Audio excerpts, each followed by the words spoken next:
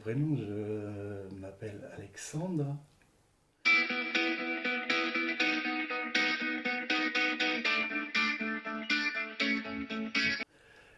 C'est pas mon vrai prénom, je l'ai changé. Parce que mon vrai prénom, je l'aimais pas. Donc j'ai pris le prénom de mon grand-père, qui était le dernier, le troisième prénom. Voilà, donc je m'appelle Alexandre.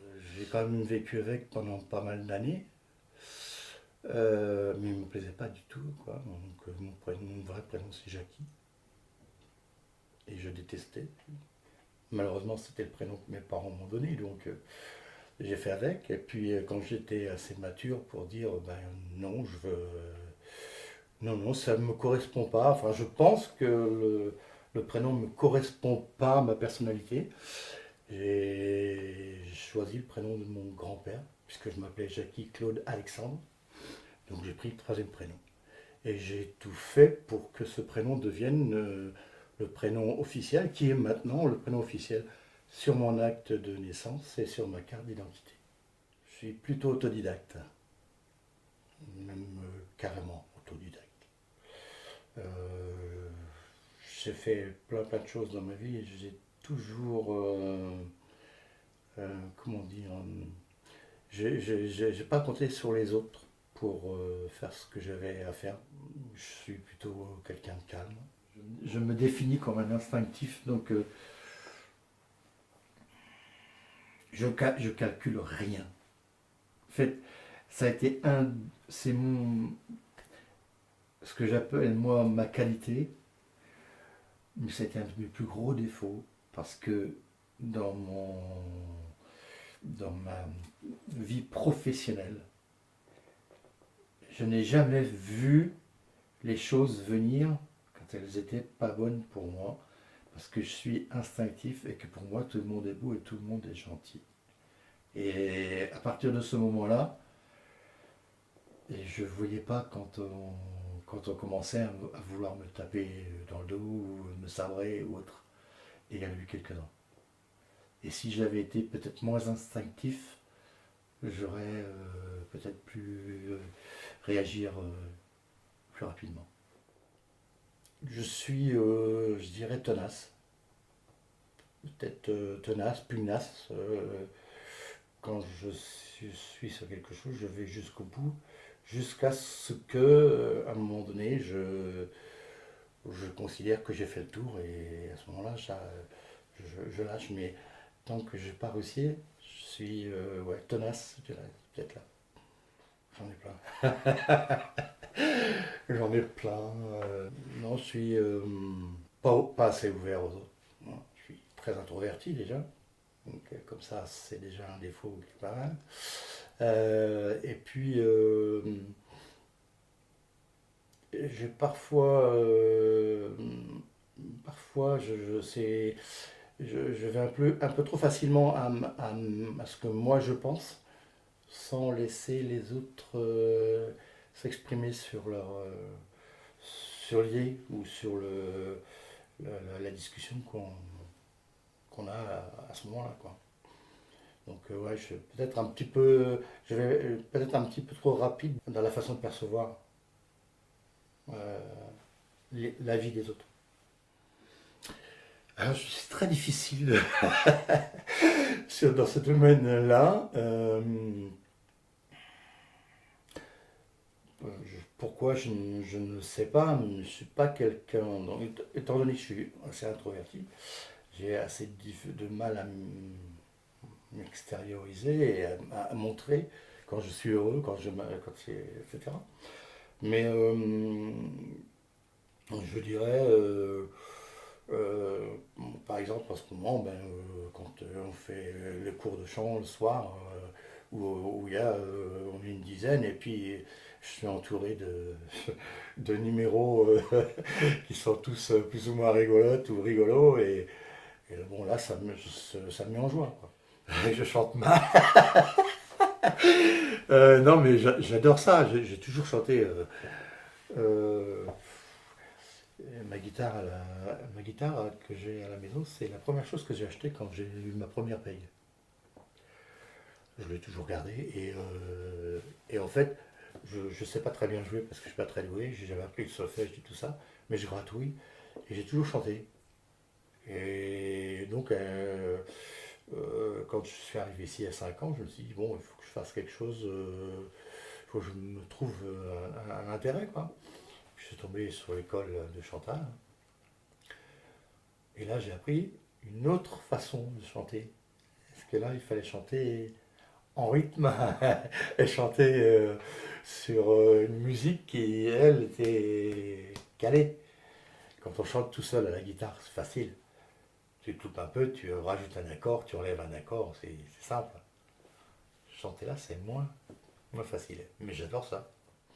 Mais le reste du temps, qu'est-ce qui me met en joie? Euh, Mes enfants, mes petits-enfants, quand je peux les voir. Tout ce que je vois à la télé, les guerres, l'Ukraine, Jérusalem, et puis pas que ça, tout ce que l'être humain est capable de faire de plus moche. Voilà, ça me fait vraiment de la peine. Je ne comprends pas pourquoi les êtres humains se font autant de mal entre eux. Pourquoi ils se font autant de mal? Pourquoi ils se. C'est ça que je ne comprends pas. Je ne comprends pas cette violence au point de se tuer, au point de se faire mal, alors que il n'y en a pas. Enfin, on a tous le même sang, on a tous la même chair, on est tous fait pareil. Même si on n'est pas la même couleur, on est tous fait pareil. Quand je veux dire, on a tous besoin de la même chose. Et je ne comprends pas cette violence. Je la comprends pas. De mourir tout seul chez moi, sans que personne s'en rende compte. De ne pas avoir plus voyagé, parce que j'ai voyagé un peu, mais j'aurais pu voyager plus. Mais ce que j'ai toujours regretté, c'est de ne pas savoir parler l'anglais couramment. C'est bête, hein, mais je trouvais que ça limitait les échanges et que c'était dommage. J'ai essayé, mais je ne suis pas doué pour la langue. Donc, ouais, je pense que c'est un de mes plus grands regrets, c'est de ne pas avoir parlé anglais couramment. J'ai fait tellement de choses que je ne sais pas si je pourrais dire tout.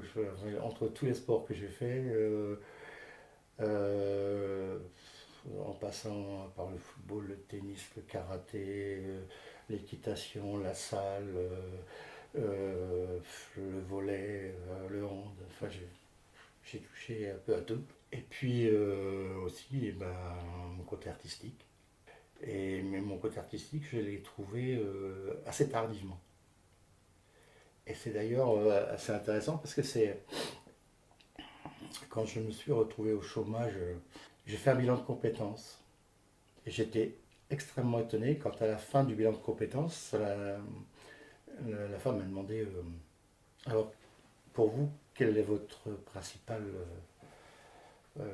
force? Quelle est votre... J'ai dit je suis un technicien quoi.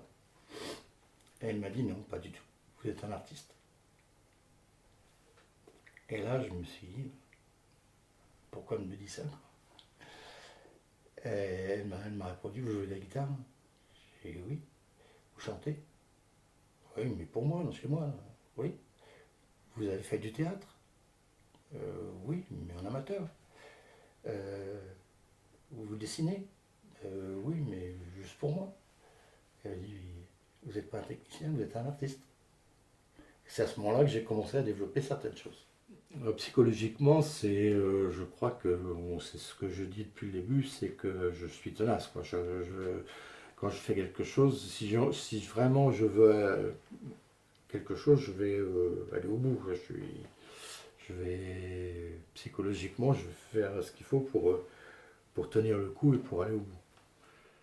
Il y a quelqu'un qui a dit, je ne sais plus qui, que la plupart du temps, les gens avaient peur du silence. Que comme si, quand on ne parle pas ou qu'on ne dit rien, il fallait absolument combler le vide. Moi, c'est pas mon cas, ça me dérange pas. Le silence me gêne pas, au contraire, même il m'apporte un certain, capacité à imaginer. J'ai un imaginaire très... je- j'ai mis sur mon Facebook des œuvres que j'ai faites. Mon père était peintre illustrateur. Il pouvait faire un tableau d'un paysage et en faire pratiquement une photo, quoi. C'est-à-dire c'était dans les détails, etc. Moi, c'est pas absolument pas ça. Moi, je suis dans l'instinctif et l'abstrait. Je pars d'une feuille, je trace une courbe,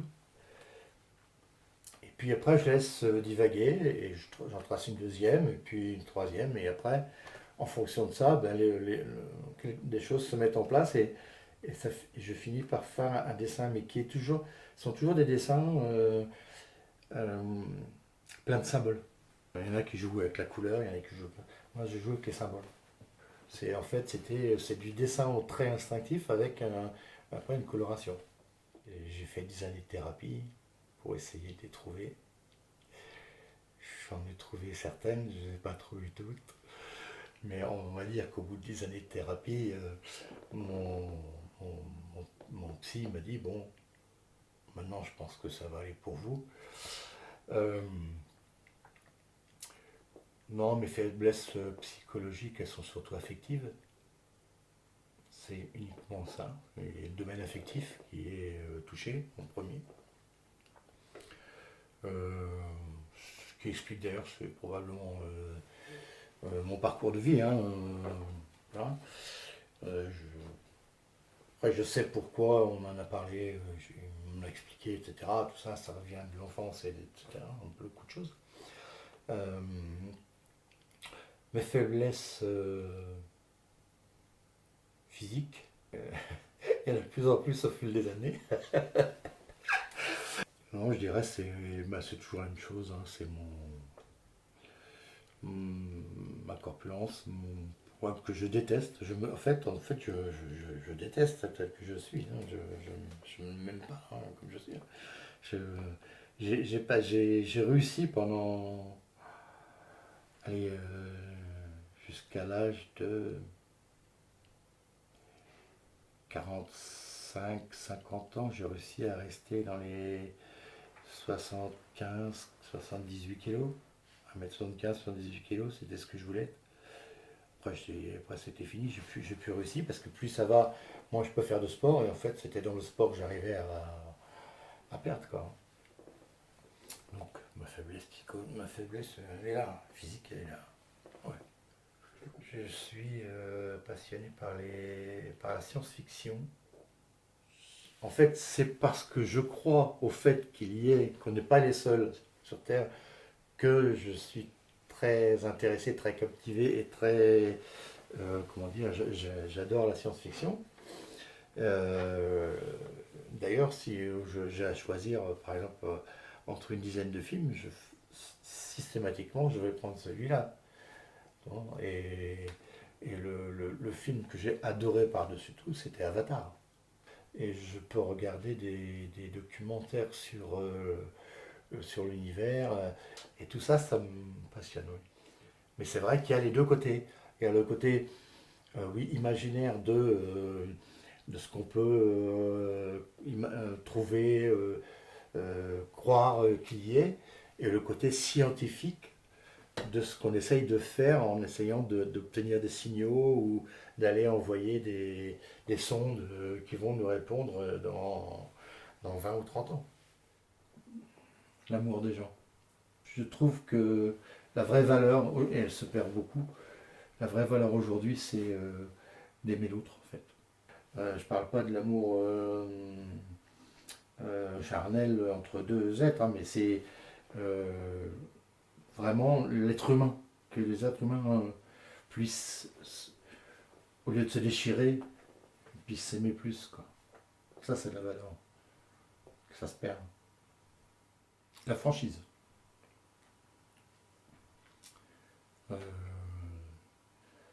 J'aime pas les gens qui me disent, qui me pourront croire des tas de trucs, alors qui s'en fichent et qui n'y croient pas, qui ne te disent pas la vérité, qui ne te disent pas les bonnes choses, qui te passent la main dans le dos alors qu'ils pensent le contraire, quoi.